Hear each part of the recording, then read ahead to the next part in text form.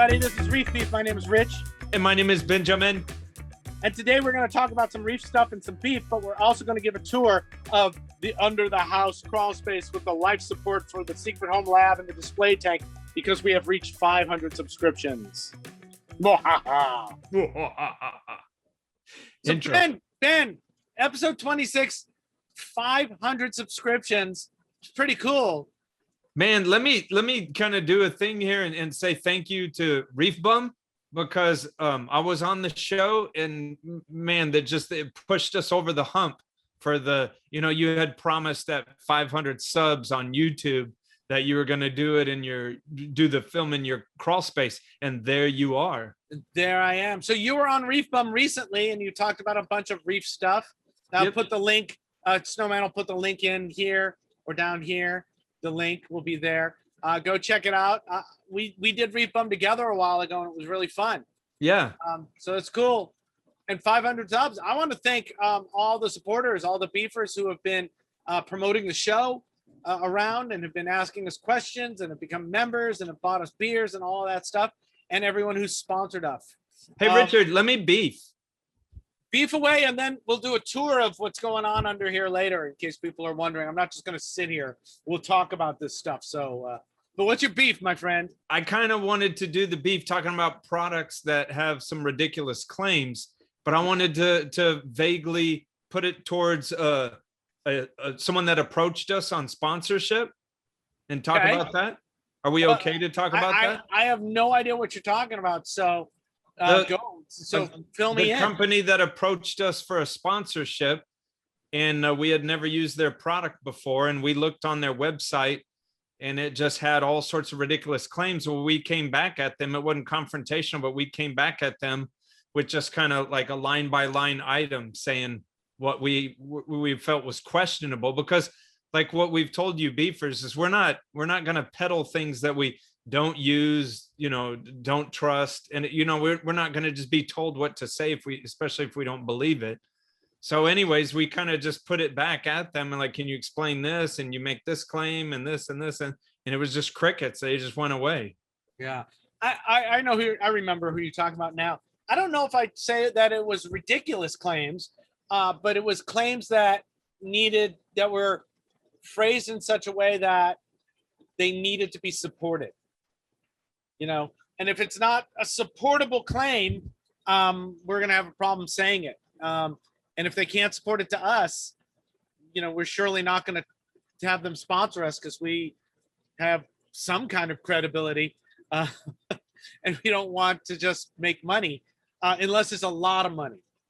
If you got, between $300,000 and $1 million you want to drop on us, we'll say pretty much anything you want to. I suppose that's true. But for our current ad rates, not so much. Yeah. So yeah, what brought this up, or why did this come up again, or what's that just always bugs me. I think if you go back to episode 2 where you hear about my experiences with a bullcrap product early on in my career, it just always bugs me. The products, having had been kind of under the employment of a company like that years and years and years ago, it's like now I feel like I've joined the Jedis. It's interesting because my first reaction to a claim on a new product is, how do you support that? And that can come across really dicky. And I don't ever really mean it as dicky. And I think part of the reason it comes across as dicky is because we've seen it so many times, that style of product, that style of claim, that it's just like, okay, here we are again. We, 95% sure where this is going to go because we've seen it for the last 30 years. This is just the newest version of it. So you're really going to have to do something to get me to care more. So I think like online when I go, yeah, I don't buy it, or what is, support the claim. It's like, because we've been down this road so many times. Well, and I guess another thing that might have spurred this on is, I don't have to get too specific, but there's a company that came out and I saw an ad not too long ago with sort of a cube that looks like one of these biological cubes.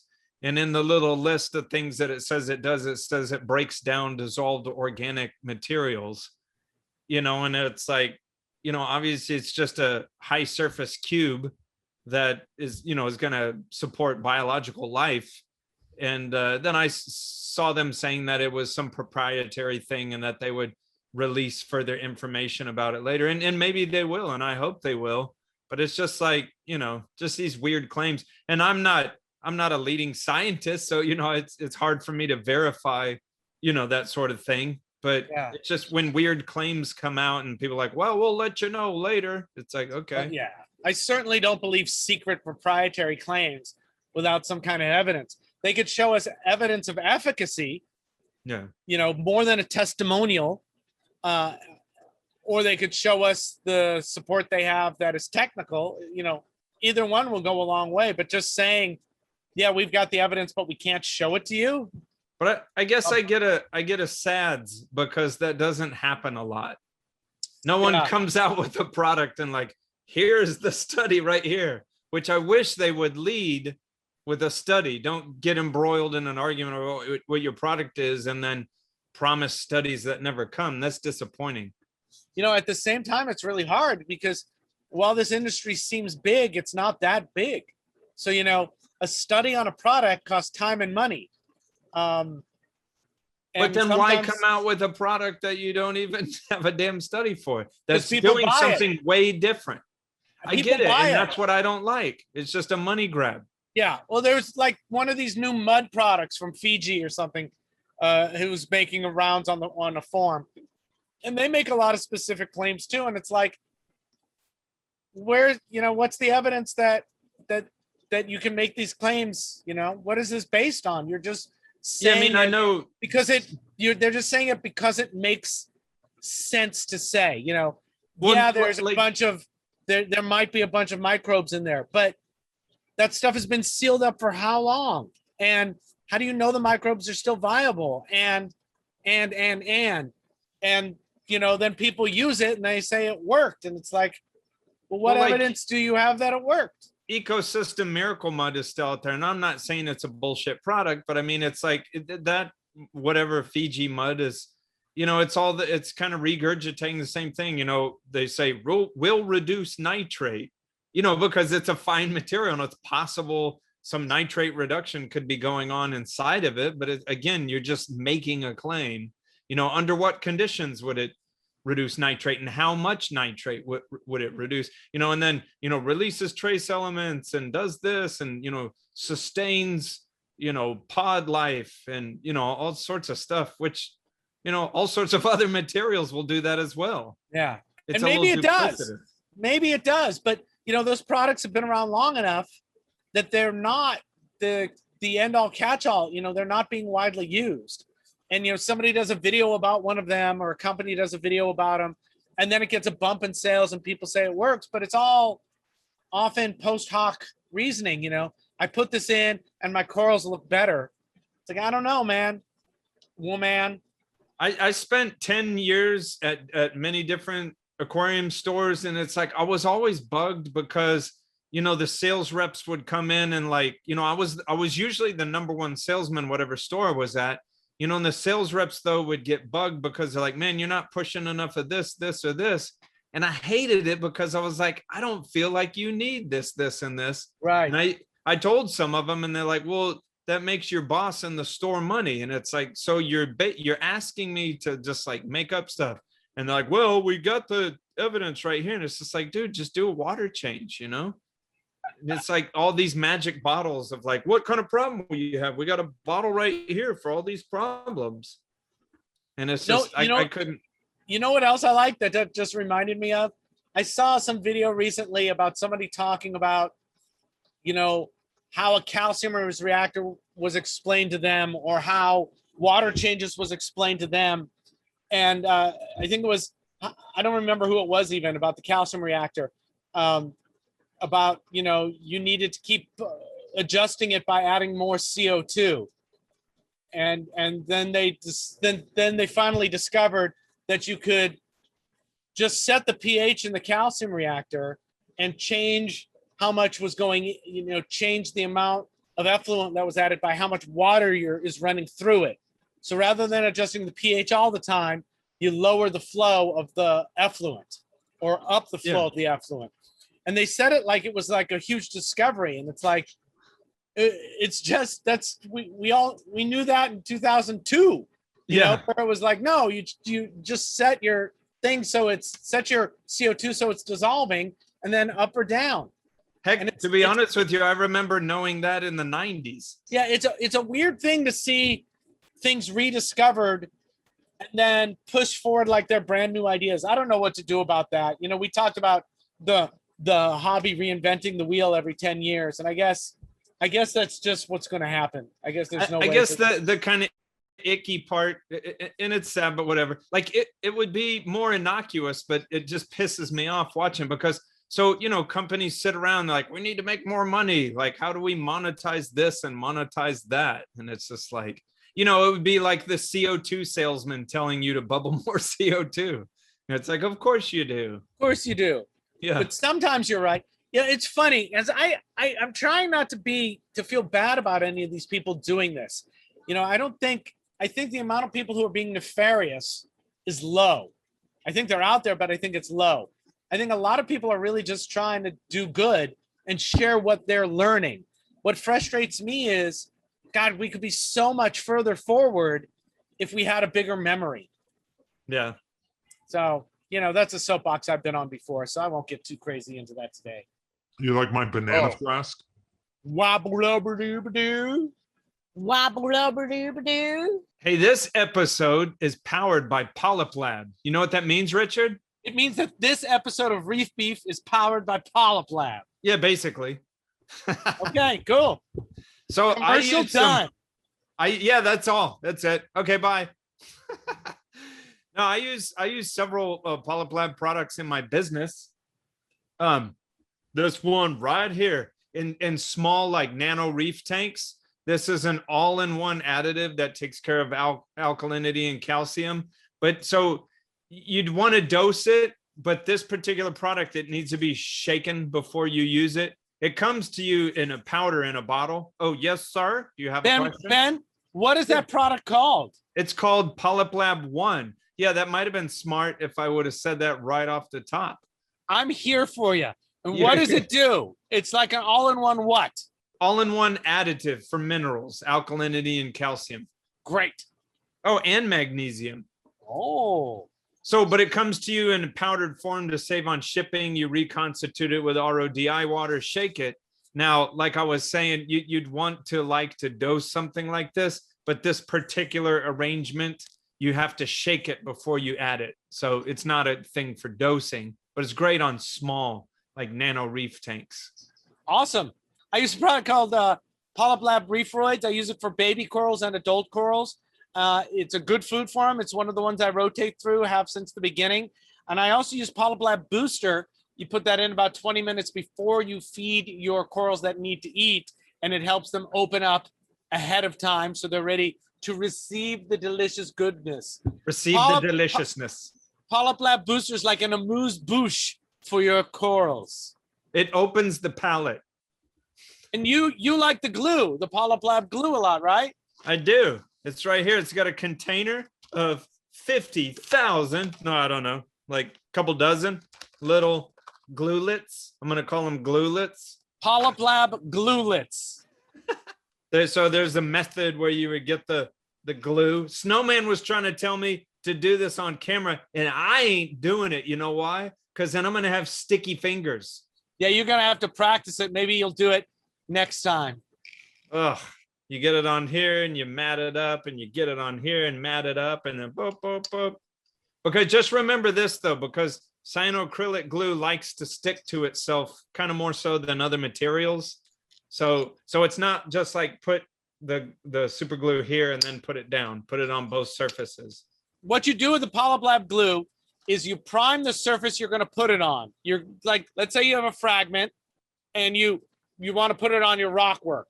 So you put the glue here on your rock work and you spread it around with a finger or with a gloved finger. And then you put the glue on the fragment that you're going to put onto the rock. And underwater, you put them together, you pull them apart, and you push them together, and you pull them apart. And every time you pull them apart and push them together, the glue starts to set up and stick to itself. And then you push it, hold it for 30 seconds, and you're done. And let go. And the good thing about the PolypLab gluelets is that they you don't waste glue. It's the right amount of glue for a couple, 3 or 4 frags, and then you don't have to worry about having a big mess of glue. You just toss it when you're done without the waste. This is why Reef Beef is powered by PolypLab. Powered by PolypLab. You like my banana flask? Wobble-lubber-doo-ba-doo. Wobble-lubber-doo-ba-doo. What's the next thing, Ben? So let's talk about Bryopsis. So what is Bryopsis, mofo? Well, it's an algae that's annoying. Yeah, it's a super annoying algae that's really robust and it grows on surfaces and it really digs in, and it can be really, really hard to eradicate. It can grow back from just little bits. If you break it up, it can float around and reset. It can breed in your tank. It can be really tenacious and really hard to remove. If we had a picture of it, we'd show it to you, or maybe somebody's got a picture and we can get it. If you got a picture, well, it won't be on this recording. Never mind. Hey, when I was on Reef Bum, he said something. I told him about how I use when I come across it, I use a thin diameter tubing and I kind of pull at it and remove it like that.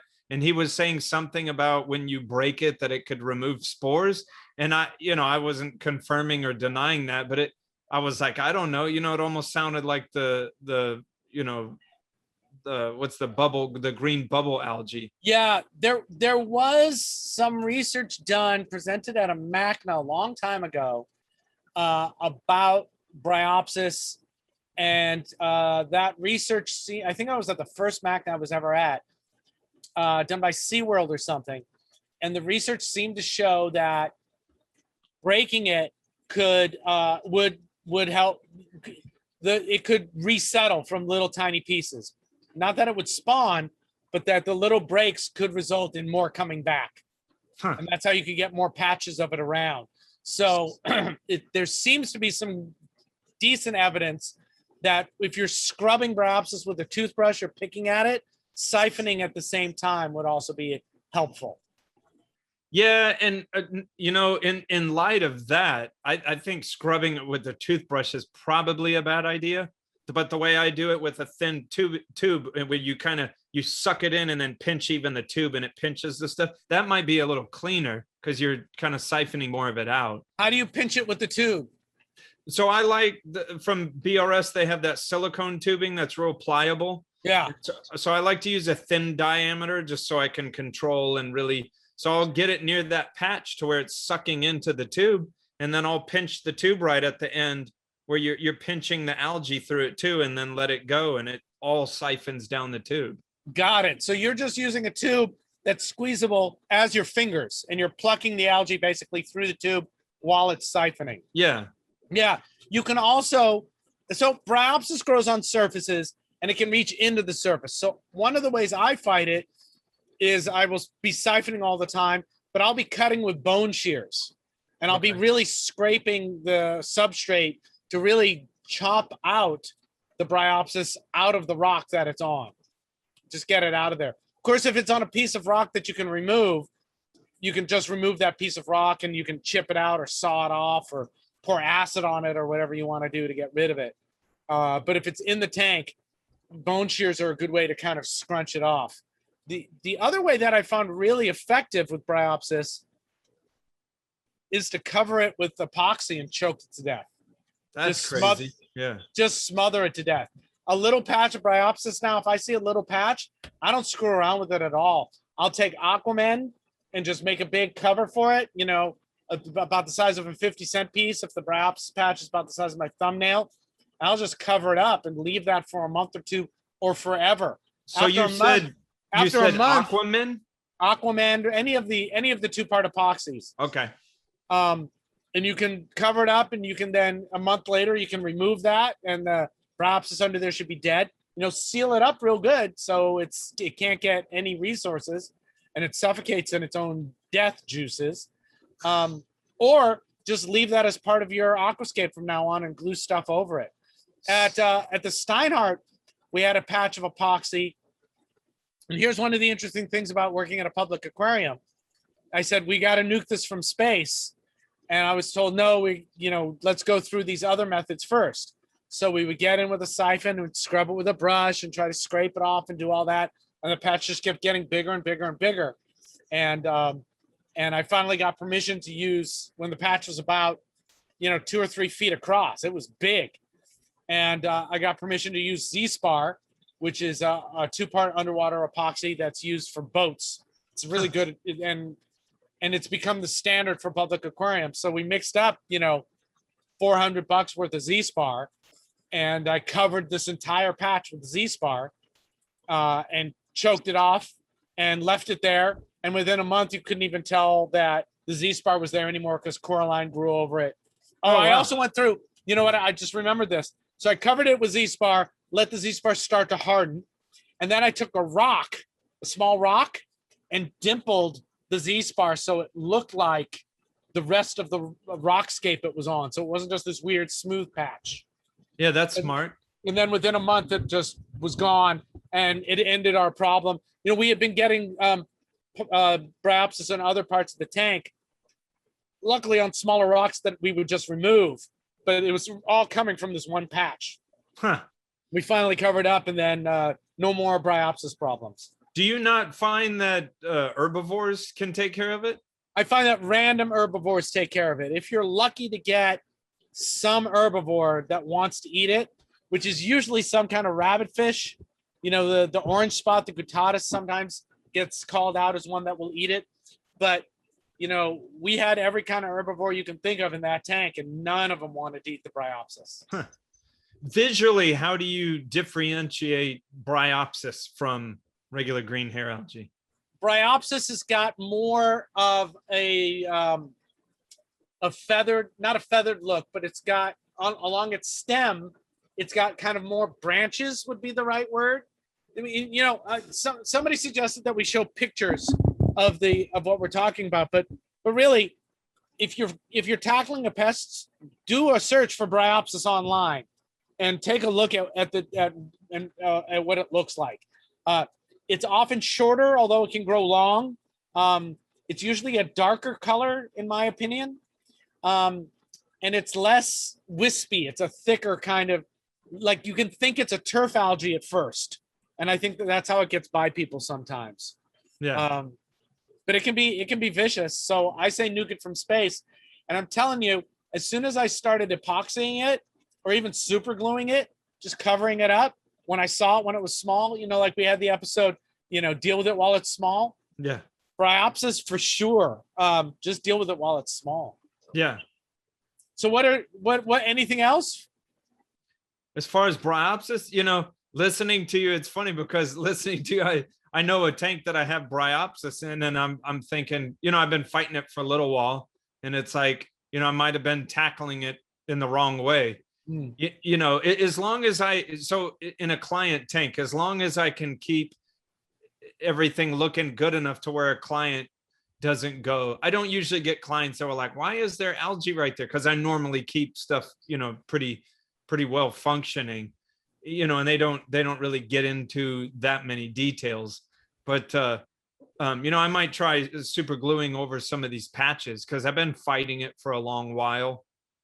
These You know what I used to do it on smaller displays at public aquarium would be I would cover it with epoxy, and then I would take a piece of live rock rubble from, I like rubble all the time. I keep it in the sump, or like Julian Sprung sells those stacks, those pieces of flat kind of rock that look kind of realistic. That not like realistic is a weird word. They look more natural, and you can always scuff them up more with bone shears, and then just glue that, and then glue that over the Bryopsis that you've epoxied or super glued, and then it's not a fresh piece of live rock or rubble. It's already got Coraline and all kinds of stuff growing on it, and if you artfully place it over that section, and then boom, all of a sudden, instantly your display is fixed. or you glue a coral over that. So yeah, I was about to say you could almost use that as a pedestal to try to get another coral going over that and hopefully just smother and outcompete that. 100%. So pests are also opportunities. Yeah. How's that for cheesiness? For learning. Yeah. I mean, you're not going to have a reef aquarium without going through the whole gamut. The longer you've been doing this, you're going to run through the gamut of everything. Yeah. And reef tanks aren't set or forget. There's always something to be doing inside the tank, moving stuff around. I'm about to have that blue stag in the display upstairs. Since we talked about it, it's about to breach in a whole lot of places.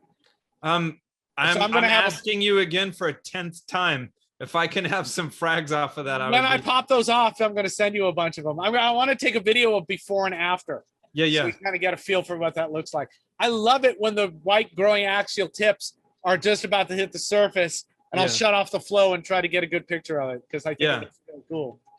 But yeah, there's always something to do. And, like we were talking with Aptasia, you get the problem while it's small and it's one tiny part of your tank that has a shift in it that you cover with epoxy and put something else on top of it so it doesn't stand out like a sore thumb. But if you wait till it's a big problem, then it's a big problem. Yeah. Yeah. That's tricky though, because when you're a young beefer, and you're just like you would have a more experienced beefer come over and say, "Hey man, you got Bryopsis all over the place there," and you're like, "Oh, I didn't even know what that was." So these are the knowledge that you accrue over time of doing this stuff. Yeah. Get to know what all these pests that we're talking about on all these episodes look like. Keep a keen eye on them, and like we said, jump on them when the jumping's good. Oh, shiznle. Faux shizzle, manizzle. Yeah. Oh, and beefers, if you're listening, if you have pictures of pests we haven't talked about or video of pests we haven't talked about, send them into us and we'll try to use them when we talk about that particular pest. And let's take this opportunity to say thank you again, beefers. Hi, dog. Come here. Come here. Come here. Here's a dog. It's one of my dogs. Come here, Nessie. Come here. Good girl. Nessie. Here's my two puppies. They are hairless. Dogs, no hair. Peruvian hairless dogs, and I like them very much. And now she's going to smell around back there for a while. Come here, Ness. Gollum. You're a good girl. Yes, my precious. You're a good girl. Right now they're scared and running away. No, they're not scared. They're just running away. At least they were legally fighting in your yard.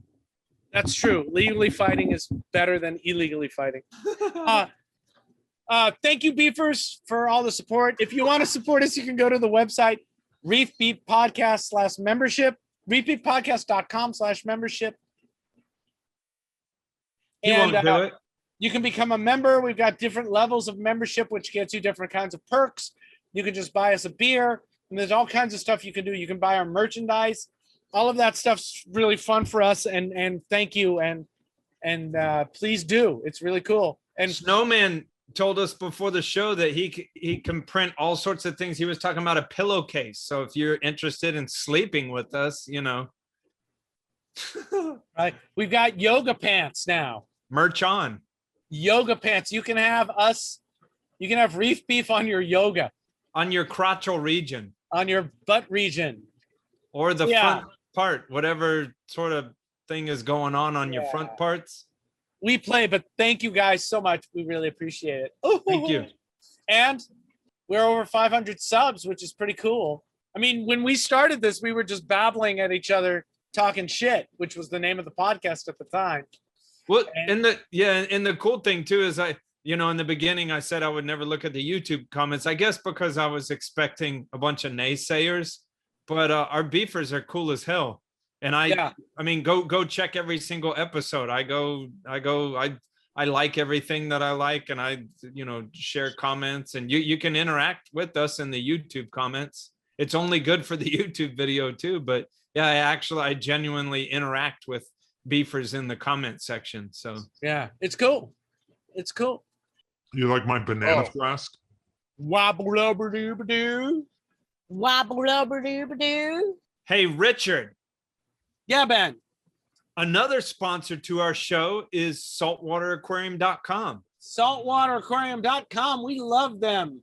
They've Do you been with happen us. to know what the URL is for them? It's saltwateraquarium.com, I believe, and they've been with us for a long time, and they're pretty great. We've been using them since before we started Reef Beef. Their shipping's really fast. Their prices are really good. Their customer service is great, and they have lots of distribution centers now, which is why their products get to you quickly. So no matter where you are in the U.S., you order, the distribution center nearest you is sending it out the same day most of the time.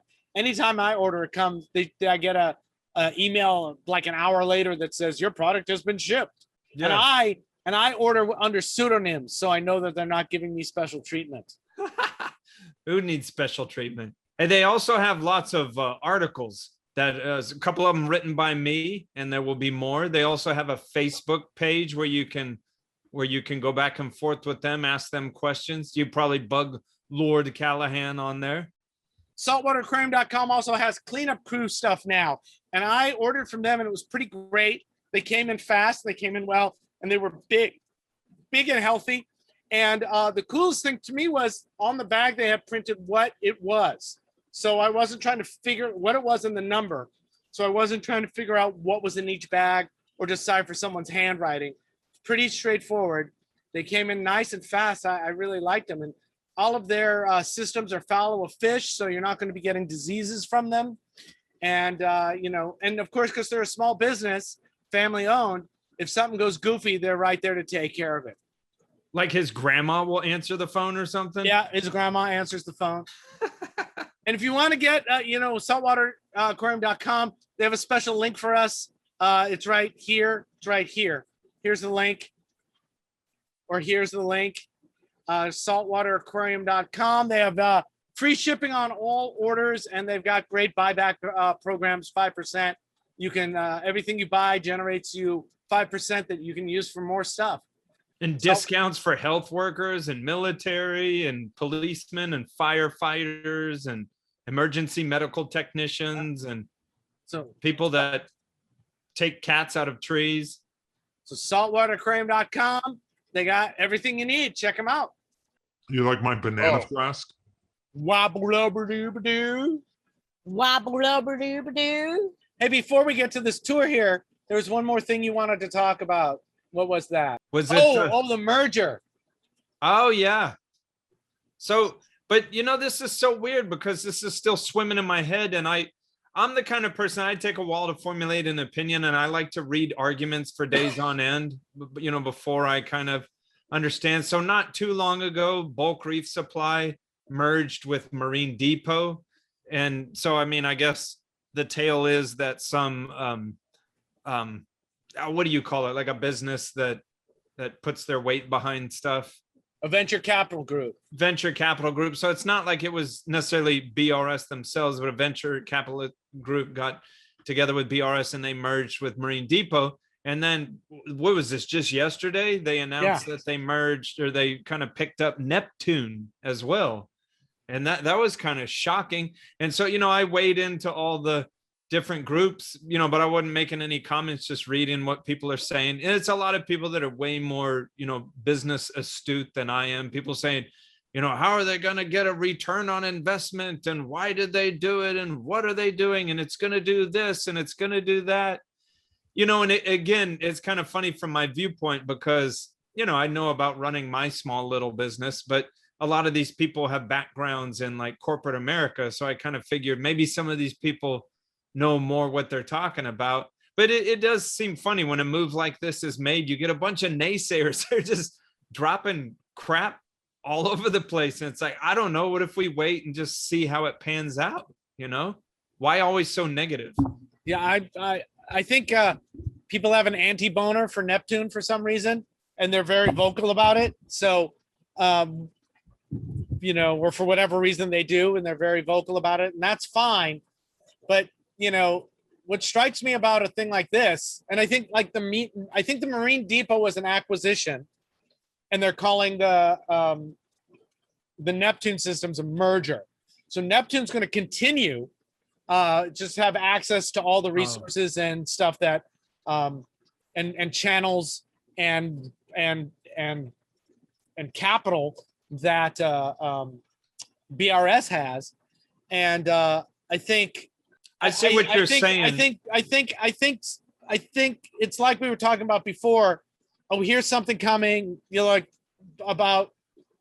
I've seen this before. It often ends negatively, and sure it does. But I was thinking about it yesterday and thinking, well, there's nothing we can do about it. You know, it's happened. We have no say about it anyway. It's not our business, and I think there's good possibility that it'll be good. I mean, I know it's not a secret that Neptune has a list of things that they want to implement or have been requested that's, you know, longer than Ben Schlong. And I've always thought that, like, I mean, that's what they're approaching is like, I've always thought this, that one day, like, I don't know, 10 years from now, or now probably shorter than this, there's just going to be a turnkey Neptune system. Yeah. But I mean, there's all kinds of little things that people want the ability to do. You know, a lot of things make good sense, but having the ability to actually get somebody to code that in or build that small device or whatever, that's tough to do. They got to look at their bottom line and go, what's going to bring us in more revenue, because that's what we need, because we're not a huge business. So well, maybe, and then there's now things that you want, and then there's things that make you money, and you gotta give the client what they want, but you have to keep your eye on the bottom line. You have to be making money. And there's all kinds of tweaks and smaller things that would be great, that Neptune thinks would be great. And maybe now that some of the pressure is off about making margins and paying people, and they can breathe a little bit more, and maybe they can go, okay, we're going to hire this person who's going to do with this backlog of requests and get them involved. Yeah, you know? even like you're saying, you know, besides money, just the bandwidth of what to pay attention to. Yeah. You know? That's I know from running a business that can be crushingly overwhelming sometimes. Yeah. And you know, it could be anything. So and like I say, what struck me yesterday was that it's happened. You know, to bitch about it before we know anything about it, who really cares?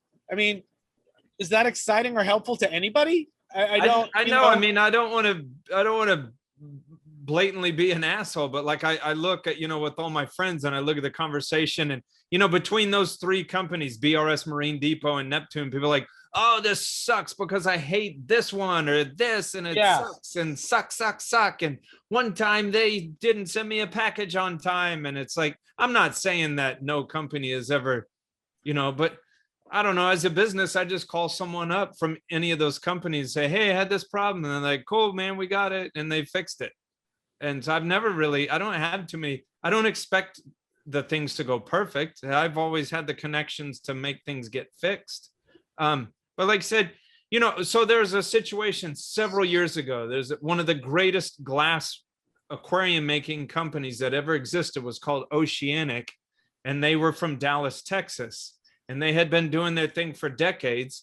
Well, All Glass Aquarium had bought them and then sat on them for a couple years, and then tried to move it up into, I think, Minnesota, wherever they're from. And no one really went from what was Oceanic. And so they stole, or not stole, they bought it. It's fair and square. But they turned that into Aqueon, and then Aqueon's kind of, you know, whatever, argue with me, but it's just kind of like assembly line stuff. It's not bad. I'm just saying it's assembly line stuff. And then the ashes of Oceanic turned into Deep Sea Aquatics, and then that blew away. And then the ashes of that, which were still related to Oceanic, turned into what is now Planet Aquariums. And, you know, so that was a messy merger thing where someone, you know, where a big assembly line company looked at this company that was making high quality custom things and said, hey, we want to do that. And I'm not privy to the guts of the situation, but it didn't work out for them. So they just kind of destroyed the name and scattered everything to the winds. Yeah. Well, you know, it could go that way. I mean, you know, sometimes mergers go that way. Sometimes they don't. What I think I'm kind of interested and excited about is that I don't think we've seen reefing companies with this big a footprint before.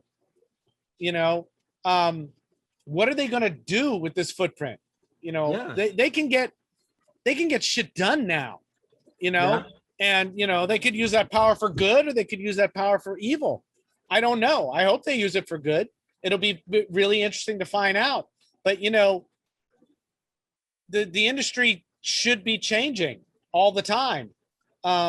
You know, nothing kills an industry like complacency. So, you know, now companies are going to be like, oh shit, what are these people going to do? Or, you know, are we going to see another merger with some other companies, you know, to kind of balance these guys? Or, you know, That's why I you know, kind of don't are they understand. gonna are they gonna hire Reef Beef to vet their videos now? Because Hey, you know, we're on the outside a little bit, and we, you know, who knows what they're gonna do?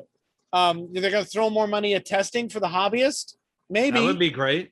You know, there's all kinds of stuff they could do. You know, and what kind of products are they gonna make now? You know, they talked about some of them where they're gonna go, and I'm really interested to see what this scale does for the hobby. You know, and it could be a disaster. You know, I'm not going to get mad at anybody who sells their company for a profit. It's, you know, people work blood, sweat, and tears to make their company viable. They work for 15 freaking years to their fingers to the bone, and another company comes in and goes, "I'm going to give you a big wad of cash and you can retire." I could totally understand somebody going, "You bet, I'm out." I mean, I love what I do, and I don't know that I have my company in a position like that. But I mean, if someone came up to me with a big wad of cash and bought my clientele, you know what? I'd be out. Right. I mean, so, you know, or somebody came in and said, "Hey, we're going to help you expand your company and reach new markets. And we're going to handle the part where we hire new people. We just want you to train them." And then you could say, "Okay, this is what I want. And I want a monthly meeting with all these people. And, you know, I want to keep the clients I have. And what percentage am I getting? And yeah, you can use my name. And this all sounds good. And, oh, and I get a bunch of cash and I don't have to work so hard anymore." Yeah. Why wouldn't you do that? Oh, absolutely. No, I'm going to keep working my fingers to the bone and scraping by, you know, because why? I don't, you know, so. You know, and I'm not claiming to understand what sort of position Neptune has been in, but you know, they just released the Sky. Obviously, you know that because you have the lights above there. But it's been real frustrating because, you know, the like electrical components coming from China and also shipping. And so like a friend of mine that actually works at BRS put in the comments on one of my Facebook posts about the merger was talking about how, you know, being tired of seeing, you know, when they want to produce more, like say Skies, and then you end up seeing like 2,000 people fight for 40 units. I mean, correct me if I'm wrong, but like the Trident has been like that since its inception. I think it's chilled out now, but it used to be like companies would be like, "We're going to have 50 Tridents." And it was like a bidding war. And like just a Joe Blow was like, how the fuck am I ever going to get one of those? Yeah. Like you can read about it all day long, but it's just like unobtainium. And, you know, and I don't think Neptune necessarily wants to be in that position. I mean, it's great if people are clearing you out of everything you make, but then people also start to get mad at that non-availability and they will move on to a different product. But then it's right. It's the risk of how many units do you make? Yeah. You know, if you know, and that's what goes away, I think, with having this giant bunch of capital now to rest on. Instead of ordering, you know, instead of buying the units for 500 Tridents or 500 Skies or whatever, they go get 10,000. Yeah. Get 5,000. It's just not a question anymore because they have the pockets to be able to take that risk. And if they don't sell it, you know, they can swallow it. Whereas before, as a smaller company, they couldn't. I think that's what the comment on your thread said. Yeah. That now they can just order more of them. Yep. You know, so I don't know. I mean, I definitely have a cynical side. I just don't jump to all sorts of negative conclusions all the time. yeah, I'm trying to be less cynical as well. It just, especially on something you can't control. You know, why are you bitching about this merger? All you can do is sit back and wait and see. There's no, I mean, nothing. It's gonna be bad. Yeah, nothing. You're okay. Okay. Yeah. All right. Talk to me talk to me when you're in the successful position to have a merger that other people are going to go meh about. You know, it's the both of companies have done something right. Yeah. So I don't know. And I could be wrong. Maybe it'll be the worst thing ever to hit the hobby. It kind of reminds me of a forest fire, though. It occasionally goes through the, any industry, and like, mergers shake shit up, and it might be bad for the moment, but things always kind of die and regrow and come back out of it. Who knows? I do hope that I think BRS has been a little quiet about what's been going on at Reef to Reef and the discrimination that's been going over there. Yeah. And I can understand not wanting to comment on it. It might be trying to be apolitical, I suppose. Yeah, I understand that. But as we've talked about on the show before, I think it'd be really simple to take a position of, just put up their own diversity statement and go, if they said, hey, Reef to Reef is a big revenue stream for us, we can't afford to alienate them. So we're not going to cut ties with them, and take a look at the diversity statement that we talk about, that we think these things are important. I think that would be a big step, and that would probably be enough for me. I mean, I guess you'd get people who would say, they're not walking the walk, they're just talking the talk. But in business, I can also understand that the way, I can't fault any company for not cutting off BRS, Reef to Reef.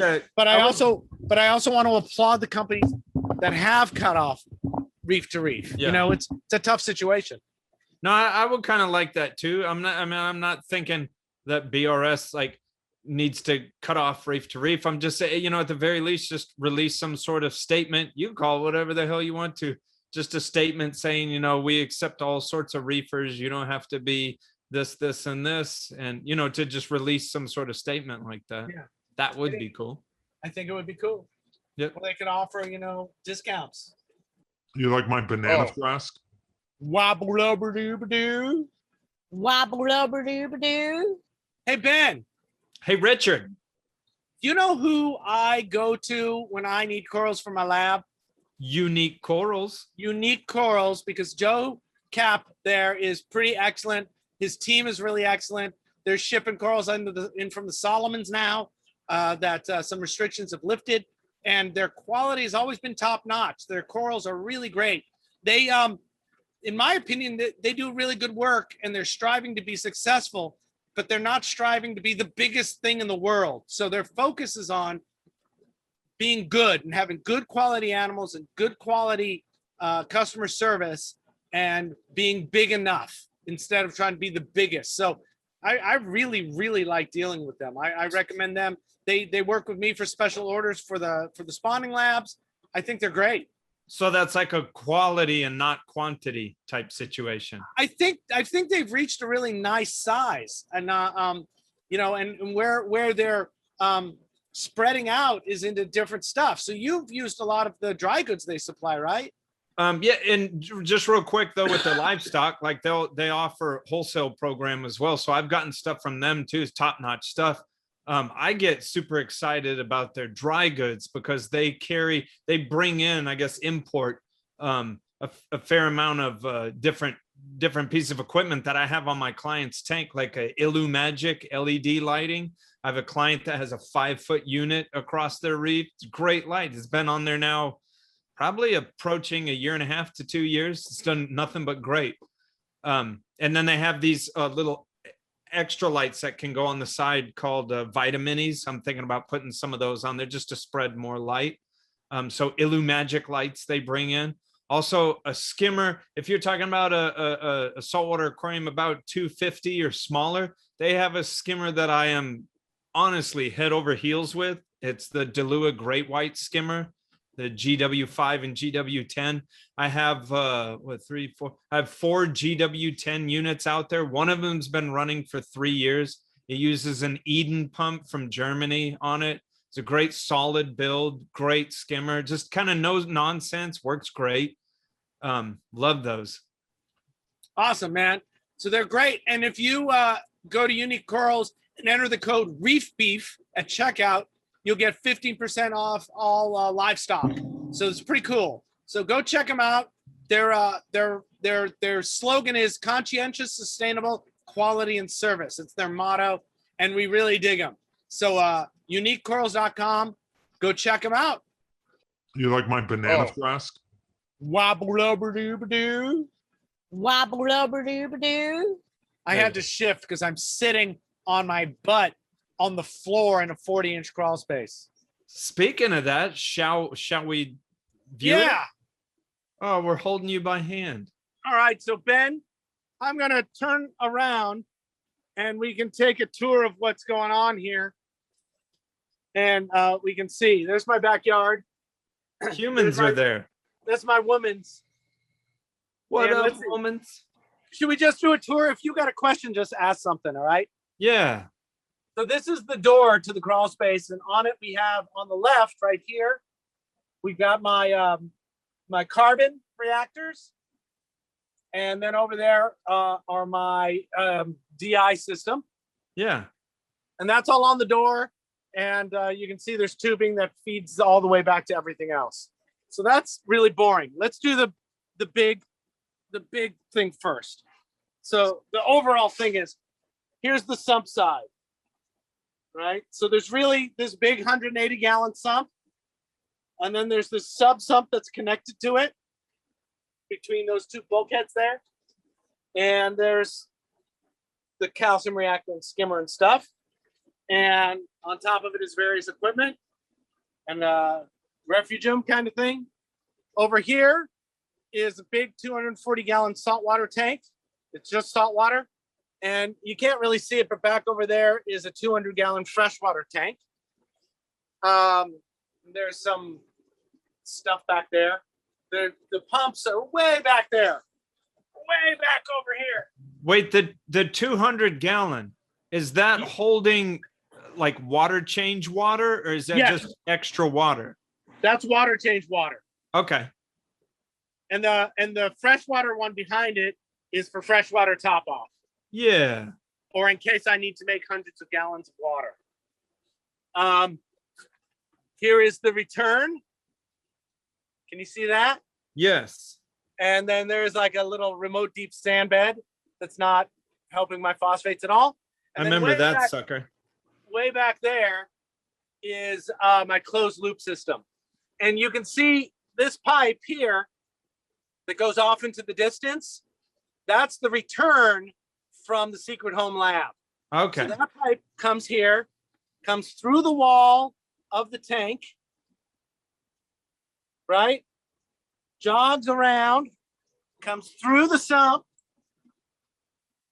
comes up again, right there. You can see it takes an angle up and then comes into this pre-sump. So I wanted, originally, the idea was that in this 200-gallon, excuse me, in the 180, I would be growing frags. Uh-huh. And so I added this kind of sub sump to it to hold all the life support. So Okay. originally the skimmer was in there, the calcium reactor was in there, but since I don't really have things that in tank devices anymore, it's just a place where the overflows come in and mix, and where the skimmer pulls from, and where all the dosing goes into. So right now, an auto water change is happening, and that's my carbon reactor. And I guess I might as well show this. Here's a nest of horrible wires with some Apex stuff. So that's the stuff that kind of scares me, but you know what you're doing. Yeah, it's just, yeah. And this is the kind of thing that when you're down here again, we'll have time to clean all this up even more and label everything better. Yeah. This is my calcium reactor from Aquarium Engineering. Here's the C-shape fix Ben did last time he was here. Oh, but I didn't do the cable ties. Yeah, the cable ties were from when when it was all backed up. And I just left them on there. They're not doing anything. They're I'll just fix there. that better when I'm there. No, next. it's all fine and fixed. The only reason there was a problem is because I had too much sludge in the reactor. Okay. Here's the protein skimmer. It's It's a again beast of a skimmer. aquatic engineering beast. I love this thing. Here's the air pump, the needle wheel pump. I have a replacement now. So when Oh, really? yeah, so I can just pull this one off and put the new one on. What is the new one? The same thing. Oh, okay. What's over here? This is the way, this weird thing here is the return from the skimmer to there. It comes through the sump because that was the easiest way to do it. That's a dog who thinks this is a good place to hang out. This thing I think is pretty cool. This is where the effluent from the skimmer comes down and goes into this can. And when that float switch is triggered, it reduces the flow to the skimmer so no more effluent is being created. And then I can flip a switch and a pump in there turns on and pumps all the effluent out into the drain, which is outside there. When that float switch is tripped, doesn't it not also send you an email or a text letting you know that it did that? Yeah, I immediately get a text and an email that says, hey, this has happened. And you also have a camera down there.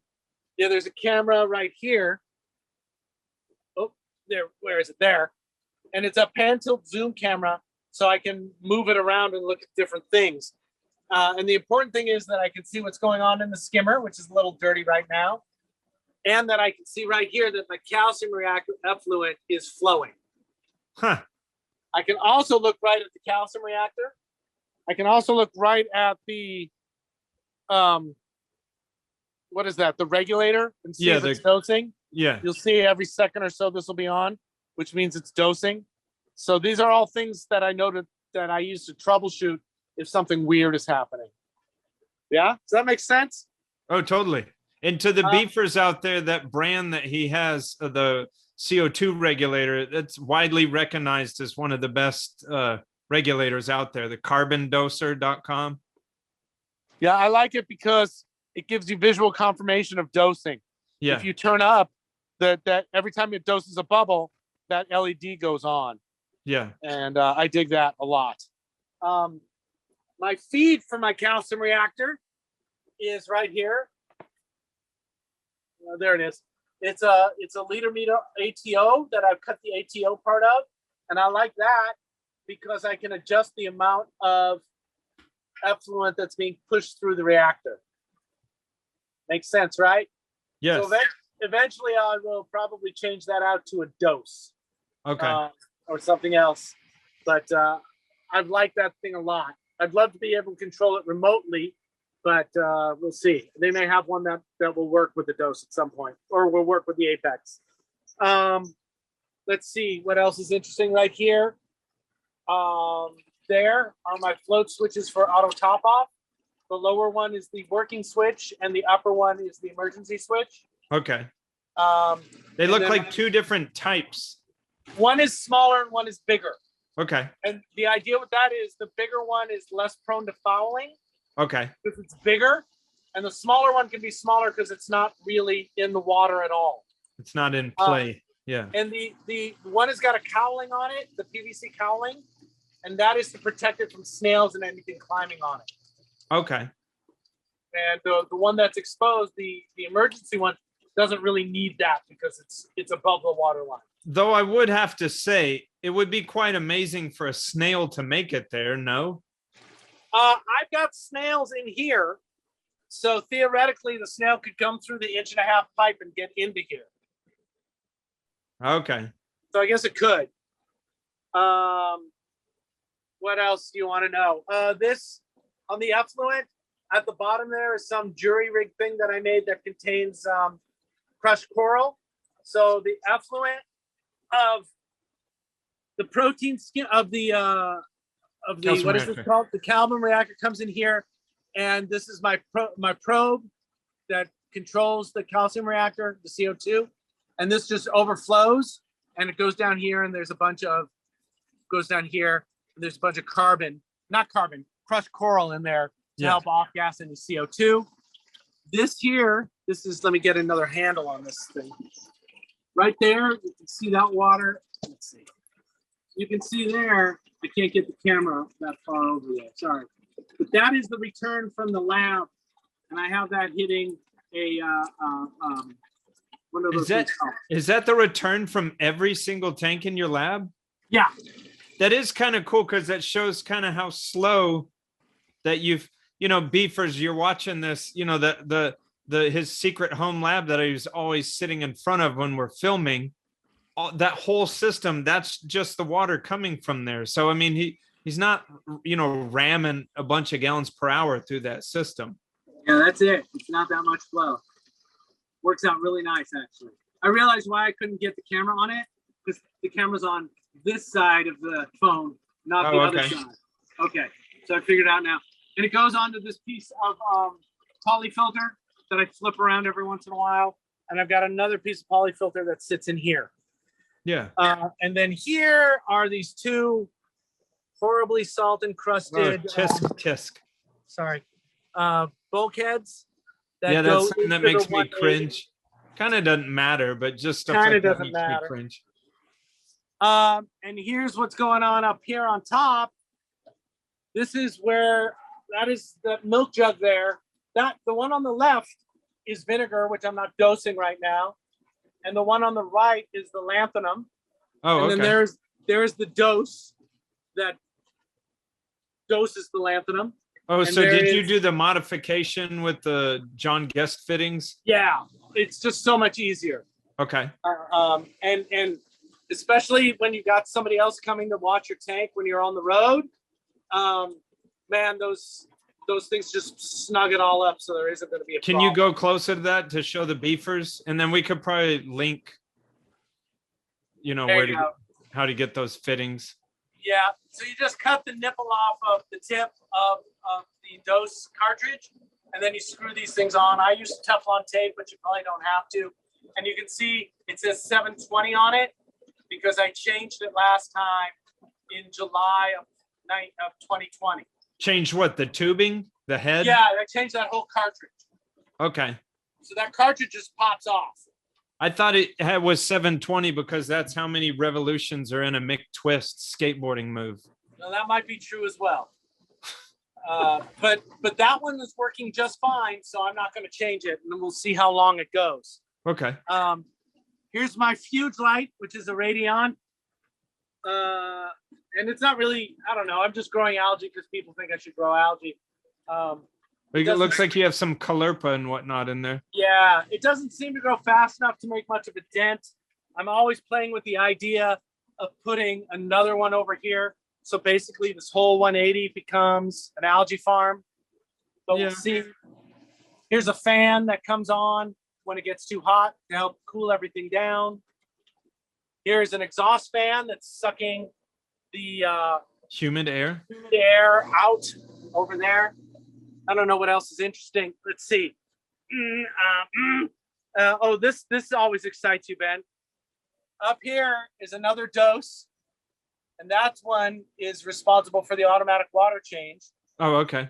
It pulls water from here, and then it comes up over the top into the tank. And that's the one on the right. The one on the left pulls water from the tank. No, the one on the right pulls from here, from the tank. What the fuck is going on here? Pulls from the reservoir to here to the tank. Yeah. This one pulls from the tank to this line, the red line, which goes to the lab, which goes to the consulting tank, which then goes to drain. Okay, so you have those lines going directly to the tanks. Yes. They're not submerged, but they go directly to the tanks. Because I was thinking, why not draw like if you're doing automatic water change in your system, why not draw closest to where the water falls into the sump and then put back like near the main pump? I do that. Okay. But so over here, new water goes into the system here, right? Uh-huh. Can you see where I'm pointing? Yes, sir. This is the one that puts new water into the system. Yeah. If it was going back into the system and not into the consulting tank, the new water would go in over here. Yeah. And then it goes over to there and it goes up to the display. Wait, what's going on in that? Oh, okay, those are bubbles. It almost looked like. Oh, yeah, that's a good point. So that's the outside air that's bubbling in. Oh, you have an air pump that bubbles in outside air? Yeah. Cool. I'll show you that before we go. I'll go outside and show you where all that is. If you shut it off, would you see a difference in pH? Yes. By about 2/10. Really? Yeah, it would drop to about 8. It's usually running about 8.2. Well, your dog is just change. standing guard Water change is happening. right now. Hey, how often do you change those dose cartridges? Once a year without fail, except for the one on the LC that I want to see how long it goes. Okay. Because the one on the lanthanum chloride is just not having to do too much, right? Correct. And these, you see, they say 721 on them. I just changed them recently. Okay. But those get heavy work. Heavy work. 30. They're now doing 30 liters a day. Oh, wow. Let's see what else. Here is the other dose. This is responsible for ATO, and this is responsible for caulk. This whole thing that the skeleton is sitting on, that's my caulk bin. It's got a pump in it that comes on once a day to mix the caulk. Do you ever have to replace that pump? Because you know how hell caulk-wasser is to equipment. Not in a long time, but I'll test it again soon to make sure. Just out of curiosity, what brand is it? It's a Maxijet. Oh, okay. So I've got it kind of high up in there, and it blows to the other corner. So but in that other corner, it really mixes it up. How often do you chunk new caulk-wasser in there? To be honest, I haven't in a long time. I've got a pH probe in there, but I think like Craig was telling us, the pH probe seems to work just fine. I should bring the pH pen down here and check it out. By the way, you're looking at a skeleton's crotch, you dirty man. Pelvis. So I should check the pH of that, because I was kind of interested in the idea of pH. Will that tell me when to add caulk? See, pH drops. Craig can get mad at me again, but that's a kind of situation where I'm wondering about like chunking vinegar in there to help, dissolve. You could, but I don't have a pH problem, so I don't care. Yeah, it's true. And this is a bucket of caulk, and there's some more crap over there. There's my ozone. I run ozone. It goes into the skimmer. Do you even run ozone, brah? I do, brah. I do run ozone, brah. It's on for like 3 hours or 4 hours a day. Do you find that the ozone is that crucial? Like, what if you turned it off? Do you notice? I don't know. I usually end up running ozone when I'm nervous about something. So when I was having that real problem with the, I'm gonna get out of here because no, let me finish that statement. When I was running, when I was having those problems with the LPS losing polyps, I was running ozone as one of the catch-all things to do. Okay. And now that I have it, it's just running, so it's just set up. That's all. I don't want you to be uncomfortable anymore. So get out of there. While I'm in here, any questions? A lot of these lights that you see that are lighting up the room, they're on a magnetic switch that the apex turns on and off when the door closes. So the lights come on and off by themselves. Any other questions that you think anybody cares about, Ben? No, that's pretty comprehensive. All right, let's come outside and you'll get an idea of what this looks like. Quite impressed by your guard dog. See? What are you impressed by? Your guard dog. Your dog just sat there like ready to take on the world. So that's what it looks like. And then it closes up. Boom. That's where Richard kept me part of the time, one of my visits. And that's why I look like this now. Then it's just a door. So I was going to show you out here in the back. Yeah, isn't that what you take from Bob? That's the 500-gallon tank. What do you have scrawled on the side there? Wakita. I'm gonna paint this white. Here's the tube that I attached to this pump. Is that a Buckaroo Banzai reference? Wakita, no, it's a Twister reference. Oh, Twister. And that's the valve that drains it. And then I have to blow through this, and I keep this up here to make sure a siphon doesn't happen from the holding tank. Yeah. And all that stuff goes into the house, under the house there. Here is the air pump. Oh, wow. This- That's an old school sucker. Oh man, I love these things so much. They run forever and produce Is that so like much white air. water or sweet water? Sweet water. Oh, those And- things, they could be from the 50s and they're still going. Yeah.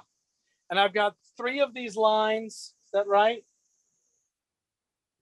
Yeah, 3 of these lines go into the sump, and 1 of them goes both to the behind the display tank and to the secret lab. So that's nice to, I don't need really to do air pumps anywhere. And then here is where that effluent bucket comes out. One of those lines is from the skimmer just to off gas. And the other line ends up right here. And the RO line there is for the water change water, Yeah. which I would run to drain if I'm doing it like that again. I just have it here for now.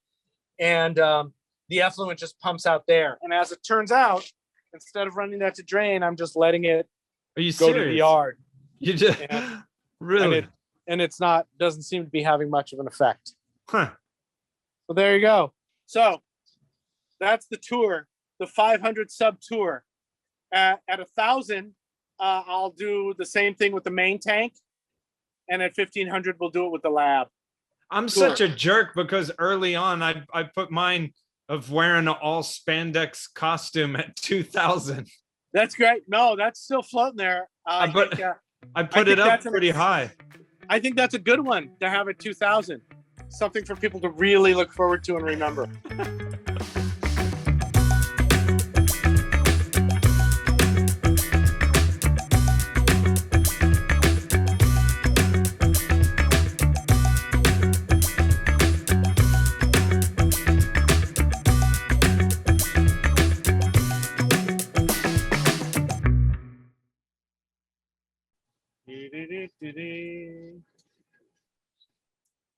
You like my banana Oh. flask? Wobble-lubber-doo-ba-doo. I use PolypLab products in my business. How about you? Oh my God. Are you allergic to PolypLab? There's combat going on in your yard? I got to see what's going on. Hold on. Richard, we got your back. If you don't come back in 5 minutes, we will call the police. You know what it is? It's a little kid next door upstairs fucking with my dog. Are you serious? I think that's what's going on. Can you get him with a BB gun? I can, but well, not Is it- now. It's 'cause not now, legal. Now there's a trail. Uh-oh. Oh yeah. Doing it. Sorry, I'm Shit. drinking water out of my banana flask. Yeah. That's really cool. I'm drinking water out of this can. Oh, that's quite banal. I think that's pronounced banal. But I said banal because it's closer to banana. That's true. And it is pronounced banal. Yeah. Banal would be terrible.